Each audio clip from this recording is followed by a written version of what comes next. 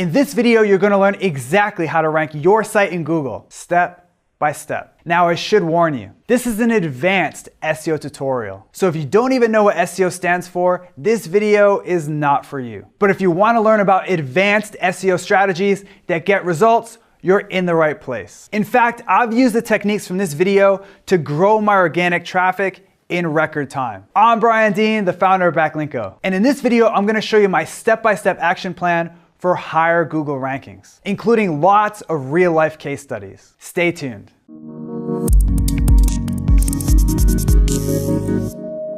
We have a lot to cover in this video, so let's dive right in. I launched my first website way back in 2008. Needless to say, SEO was a lot different back then. Back in the day, I'd spend hours looking for a domain name that contained my target keyword. Dogbirthdaycakerecipes.net is still available. I'm gonna be rich. Today, tricking Google with exact match domains or phony backlinks simply doesn't work. So what does? The strategies I'm gonna share with you in this SEO tutorial. So without further ado, let's get started with step number one. First up, let's boost your site's loading speed. Google has publicly confirmed that they use your site's loading speed as a ranking factor. And from my own experiments, I've discovered that site speed does impact rankings, but not in the way you probably think. Most people think that Google rewards you for having a fast loading website, but that's simply not true. My SEO experiments have revealed that Google doesn't reward fast loading websites.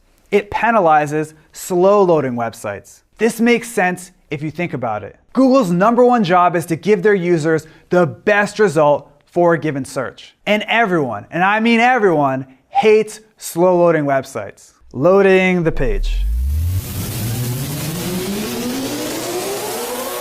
Finally, it loaded. So if your site loads slower than molasses, yes, Google is gonna demote you. But once you hit a certain threshold of speed, you're on par with most other pages on the internet. So Google doesn't see any reason to rank you higher. Make sense? Good. Now it's time to actually improve your site's loading speed. First, head over to Google Page Speed Insights. Enter a page from your site here. Now, as a pro tip, don't automatically put your homepage into this field. Instead, enter an internal page from your site that gets a lot of traffic, like a blog post or article. That way you'll get info on a page that lots of your visitors actually see. Next, hit Analyze, and Google will show you where your page's code could use a tune-up. Now, Google's tool is helpful, but it has one big problem. It doesn't measure your site's actual loading speed. Seriously. Instead, Google Page Speed Insights simply analyzes your page's code. To get a more accurate feel for how your site loads to real-life users, check out gtmetrix.com. GTmetrix will show you data on how your page actually loads to real-life users, which is a much more accurate measurement of how your site speed stacks up. Next up, it's time to check on your technical SEO. Here's the deal. You can have the best site with the best content, but if your website has serious technical SEO issues,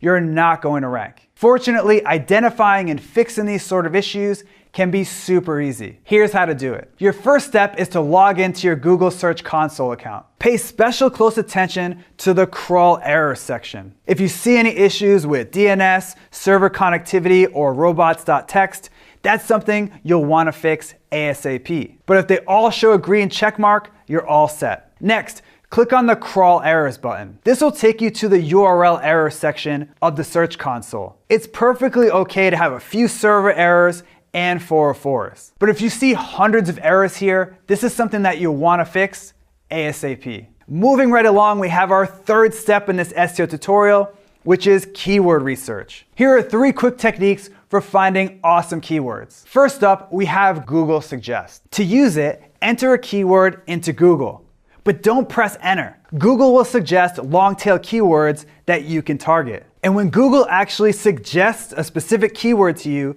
you know that it's a keyword that lots of people search for. You can also use the very helpful Ubersuggest tool to see hundreds of these Google Suggest keywords in one place. Now, sometimes the best keyword is a term that you already rank for. What do I mean? I'm talking about finding untapped keywords in the Google Search Console. Here's exactly how it's done. First, log into your Google Search Console account and click on search analytics. Sort the results by position. Then scroll down until you hit positions 11 through 15. These are keywords that you're already ranking for on the second page. And with some extra on-page and off-page SEO help, you can get them to the first page pretty darn quickly. I'll show you exactly how to do that later in this video. Our last keyword research technique is to use SEMrush. SEMrush is my favorite keyword research tool. Here's why. With most keyword research tools, you pop a keyword into the tool and get a list of suggestions. But SEMrush is unique. Instead of entering a seed keyword into the tool, you enter a competitor's website.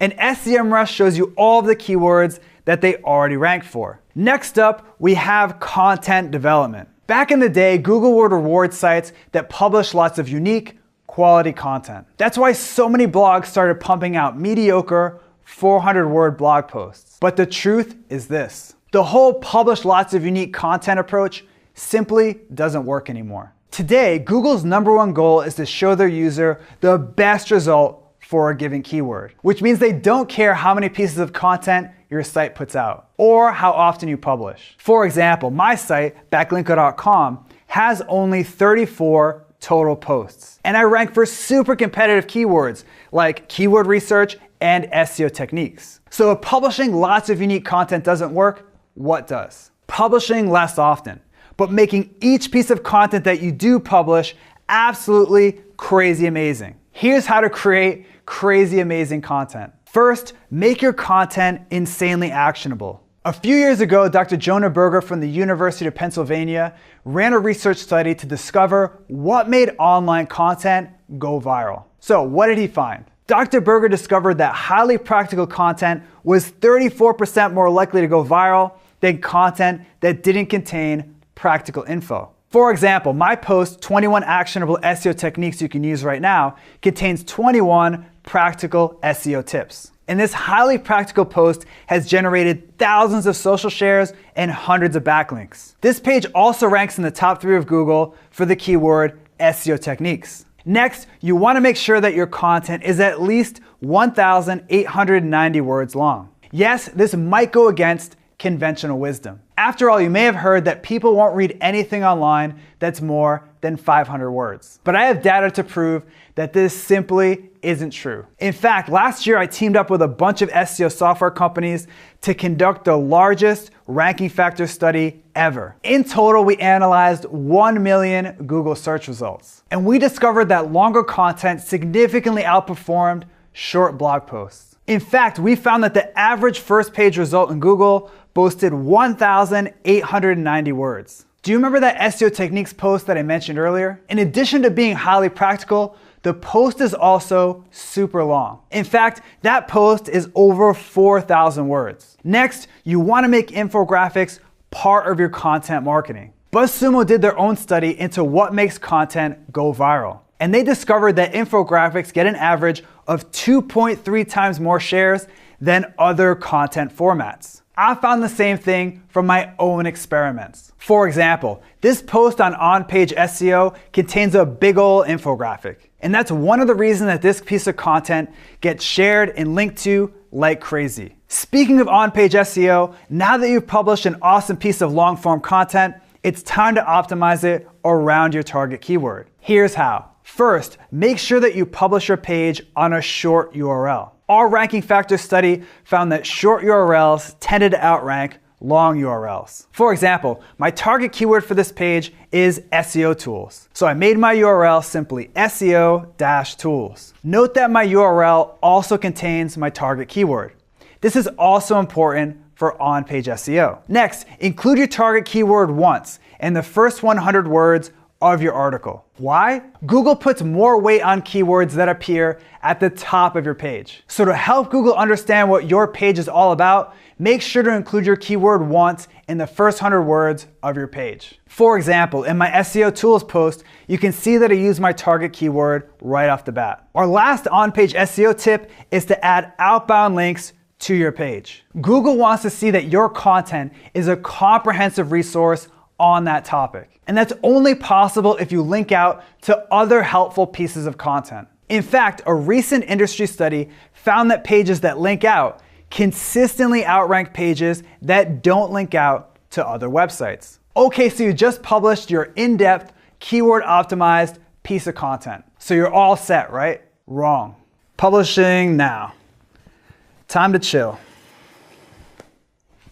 Oh crap, I forgot about link building. In many ways, after you publish a piece of content, your job has just begun. That's because it's time for the most important part of SEO, content promotion and link building. There are 1,000 ways to build links to your website. So I'm gonna share one of my absolute favorites with you right now, broken link building. Here's the 3-step process. Step 1, find a page you wanna get a link from. Step 2, find broken links on that page. Step 3, let the site owner know about their broken link. Let's break it down. Your first step is to find a page that you want to get a link from. This page should be from a site in your niche that has quite a few outbound links. To find pages with lots of external links, use search strings like keyword plus helpful resources and keyword in URL links. This will bring up pages with lots of external links. Next, it's time to find broken links on that page. You can find links that aren't working by installing the free Check My Links extension for Chrome. Then, when you find a page with lots of external links, run Check My Links. It will reveal all the links on that page that aren't working. Finally, it's time to let the site owner know about their broken link and offer your content as a replacement. Here's the exact script to send. Hi name, I was looking for some information on topic today when I came across your list of resources. Great stuff. I couldn't help but notice that there was a broken link on the page. I just thought you'd like to know. Also, I recently published a guide on that topic.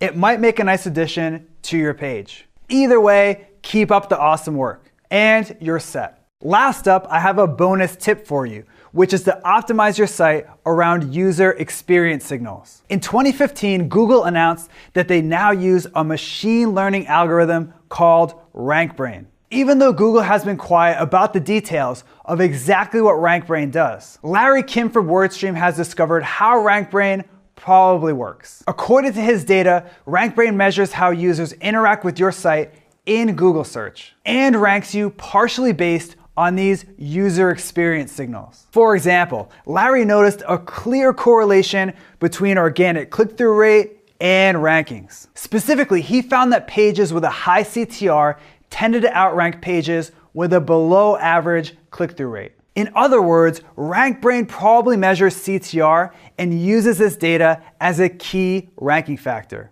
Larry also discovered that pages with a bounce rate below 76% tended to rank best. That's because RankBrain also looks at how often people bounce from your site. Obviously, the lower your bounce rate, the better. If you want to learn how to improve your click-through rate, check out this video. And if you want to see how to prevent people from bouncing from your site, this video is for you.